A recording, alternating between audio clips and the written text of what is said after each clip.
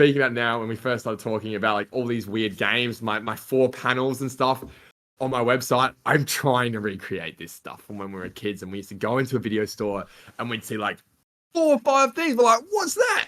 Yeah, that's something that you just don't get to experience anymore. There are so many... So I didn't really get that many games as a kid because my parents just didn't have that much money.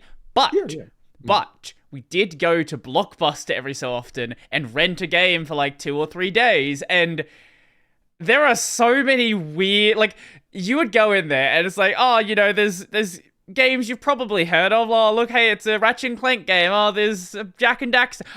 I think I played through all of Jak 2 my first time through Blockbuster.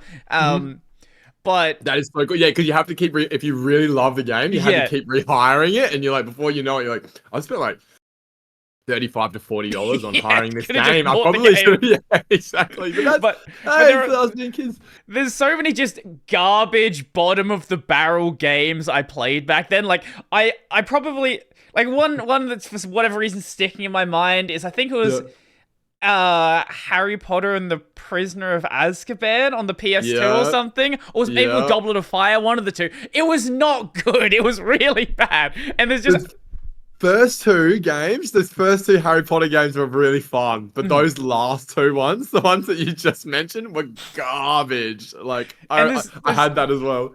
There's so many other just random things I got to play through that, and you just don't get to experience that anymore because there's just the closest thing to that, right? I guess you could argue something like Battle Pass is similar in a sense where you just get like a wide access to all of these games. You just pick random things to play, but it's not the same, right? Like walking into a Blockbuster or any of those other similar video stores and just grabbing the first cover that appears interesting on the shelf. You didn't look up what the game was. You didn't have your phone on. You didn't read the blurb. What's the game about? The images. Yeah, exactly. Pretty pictures, and you're like, and then you see some guy with guns. And you're like, oh, this must be a gun game. Yeah. Or you saw like if it was a Tomb Raider, you're like, oh, it's Tomb Raider, or it's a new Tomb Raider. That was always cool too. Sequels and stuff like coming out in the Blockbusters and the Video Easies and stuff, like, you know. Yeah, Video Easy. Yeah, that was the one I was thinking of before.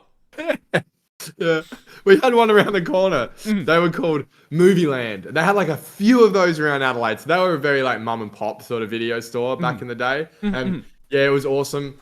We were so lucky to have the guy who worked behind the counter. He knew my older brother. So we'd be like, me and my brother would go in and hire MA and R stuff at like, 14, 15. They'd be like, yeah. And like, if it was really bad and the guy had like played it, he's like, this is R18. We're like 14 or 15. He's like, normally I'd give you like GTA, like anything you want, sort of thing. But like, I'm not going to do like this movie, right. Like until like you watch it, like get your brother in to come and get it for you, like because like even he was my brother's mate and he would give us a lot of stuff, but he's like, I need your brother to come in and get this movie. Like if you're going to want to watch it, he's got to say yes, because like I'm not going to say yes, but no, I can relate. Like it was also just having conversations with those people because you would ask them what's new. It wasn't Netflix telling you what's new and like the streaming services and like Steam being like, what's new? It was quite literally a person being like, did you know this dropped? Did you know this came out? Well, you didn't even use the word dropped back then. Did you know that this came out? I think the first time I ever saw Fast and the Furious Tokyo Drift was from a Video Easy. Yeah. Like we got it and we were like, what the hell is this? Who are these characters? Why this has nothing to do with Fast and the Furious. What is going on?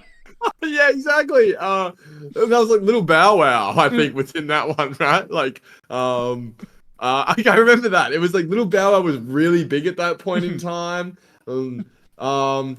Sorry, I've got my brother doing some stuff in the background. That's all good.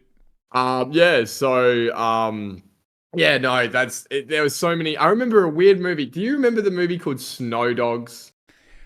I know the name. I'm completely blanking on what it's about. It's about this dude getting snow dogs. Oh, yeah. No, I don't know this.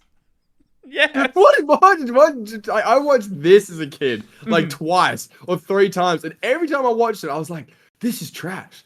But you're a kid, so you pass the time anyway, and you just kind of like, I don't know, you just put up with it, I guess, back then. Yeah, we never were lucky enough to have like Foxtel or broadband as kids. We had the full dial up, where you picked up the phone and it was like, and you'd be like, hello, I'm getting messages beyond the ether, and